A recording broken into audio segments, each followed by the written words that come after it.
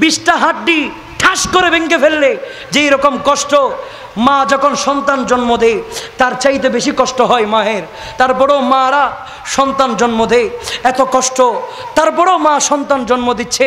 মাকে জিজ্ঞাসা করলাম, ওগো আমার মা, আপনি সন্তান জন্ম দিয়েছেন এত কষ্ট, বিজ্ঞান বলছে 20টা হাড্ডি ঠাস করে ভেঙে ফেললে কি কষ্ট, তার চাইতে বেশি কষ্ট।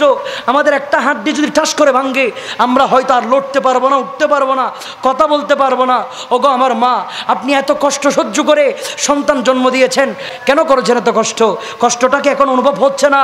তখন মা বলে, ওগো আমার সন্তান, শুন শুন শুন শুন, 10 মাস 10 দিন পেটের ভিতরে রেখেছি, কষ্ট সহ্য করেছি, লাথি মেরেছে, সব কিছু সহ্য করেছি। সহ্য করতে করতে জন্ম দেওয়ার সময় মনে হয়েছে আমি মারা যাব, তারপরেও জন্ম দিয়েছি, সন্তান জন্ম হয়েছে।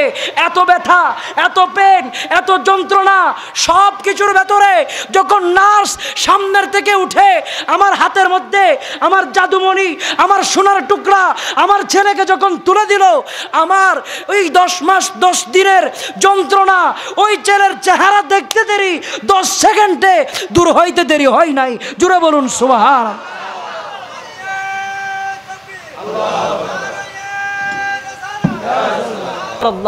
সূরা বনী ইসরাঈলের মধ্যে স্পষ্টভাবে বলছেন, ওয়াকাদা রাব্বুকা আল্লা তা'বুদু ইল্লা ইয়্যাহু ওয়া বিল ওয়ালিদাইনি ইহসানা ইম্মা ইয়াবলুগান্না ইনদাকাল কিবরা আহাদুহুমা আও কিলাহুমা ফালা তাকুল লাহুমা উফফিন ওয়া লা তানহারহুমা ওয়া কুল লাহুমা কাওলান কারীমা। জুড়ে বলুন সুবহান। আমার আল্লাহ স্পষ্টভাবে বলছে, ওগো আমার বান্দা, ইবাদত হবে আমার, কিন্তু গোলামি খেদমত হবে মা বাবার। ওয়াবিল ওয়ালিদাইনি ইহসানা, খেদমত করতে হবে মা বাবার। জোরে বলুন সুবহানাল্লাহ। এমনভাবে মা বাবার সাথে লেগে থাকো, তোমার মা তোমার কোনো কষ্টের কারণে যেন উপ শব্দ যেন বের না হয়, সেই দিকে তুমি সতর্কতার সাথে জীবন কাটাও। আর আমরা এমনভাবে জীবন কাটাচ্ছি, প্রতিনিয়ত মাকে রাখি ডিপ্রেশনের মধ্যে, বাবাকে রাখি টেনশনের মধ্যে, নিজেরা নিজেদের মতো জীবন কাটায়, মা বাবার কোনো খবর রাখি না, মা বাবার কথার কোনো মান্য গণ্য করি না। আমরা এমন একটা পরিস্থিতির মধ্যে এসে গিয়েছি, রসুলের আদর্শ আমাদের মাঝে নাই, রসুলের প্রেমিক দাবি করি, গৌসে পাকের প্রেমিক দাবি করি, তাদের জীবনে আমরা তালাশ করলে দেখব আমার গৌসে পাক মায়ের জন্য ফানা ছিল, মায়ের কথার বাহিরে একটা পা পর্যন্ত দেয় নাই। রসুল আরবি সাল্লাল্লাহু তাআলা আলাইহি ওয়াসাল্লাম মার জন্য ফানা ছিল। আমরা সেই নবীর উম্মত হয়ে সেই মাকে মারার জন্য উঠে যাচ্ছি। আরে ভাই, আপনি ভুলে যাচ্ছেন কেন বারবার? সেই মায়ের কদমের নিচে আপনার জান্নাত, ঠিক কিনা?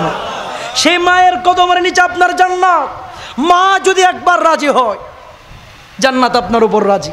মা নারাজ, পুরো পৃথিবী আপনার উপর রাজি, কোনো দরকার নাই, কোনো লাভ নাই। এই মুহূর্তে যদি আপনি আমার থেকে জিজ্ঞাসা করেন, ভাই আপনি কেমনে আরিফ রায়হান কাদেরী হয়ে চেয়ারের মধ্যে বসেছেন, আমি বলবো আল্লাহর কসম, আল্লাহর শপথ, ওয়াল্লাহ করে বলছি, একমাত্র এই চেয়ারে বসতে পেরেছি মায়ের তাহাজ্জুদের চোখের পানির ফোঁটার কারণে। কোনো সন্দেহ নাই ভাই।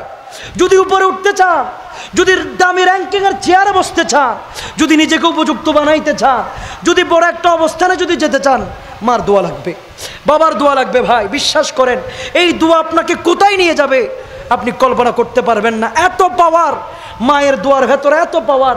আপনি একজন বড় দামি র্যাঙ্কিংয়ের মানুষ থেকে জিজ্ঞাসা করেন, ভাই কেমনে আপনি এমপি হইলেন, কেমনে আপনি ডাক্তার হইলেন, কেমনে আপনি দানবীর হইলেন, কেমনে আপনি শিল্পপতি হইলেন, উনি এক কথাই উত্তর দিবে, আমার মা বাবার দোয়ার কারণে। যত বড় ম্যাজিস্ট্রেট হোক না কেন, জিজ্ঞাসা করে দেখেন, তাদের পিছনে মায়ের দোয়া বরাবর আছে, বাবার দোয়া বরাবর আছে। এই দুই জাত রাজি, খোদাই জগৎ আপনার উপর রাজি, এই দুই জাত আপনার উপর নারাজ। সারা পৃথিবী যদি রাজিও হয় তাহলে কোনো কাজ হবে না। এই দুই জাত রুজি রাজি না থাকে, মনে রাখবেন সারা পৃথিবী আপনার জন্য পাগল, আপনার টাকার জন্য পাগল, আপনার পাওয়ারের জন্য পাগল, কিন্তু প্রতিদিন আপনার মা বাবা আপনার জন্য বদদুয়া করতেছে। বিশ্বাস করেন, এত পাওয়ার, এত ক্ষমতা, এত সম্মান, সব কিছু নিয়ে জাহান্নামের মধ্যে যাইতে হবে। আর যদি গোটা পৃথিবী আপনার উপর নারাজ, আপনার মা রাজি, আপনার বাবা রাজি, খোদার কসম এই দুইজনের রাজির ভিত্তিতে আমার আল্লাহ আপনার হাতে জান্নাত তুলে দিবে।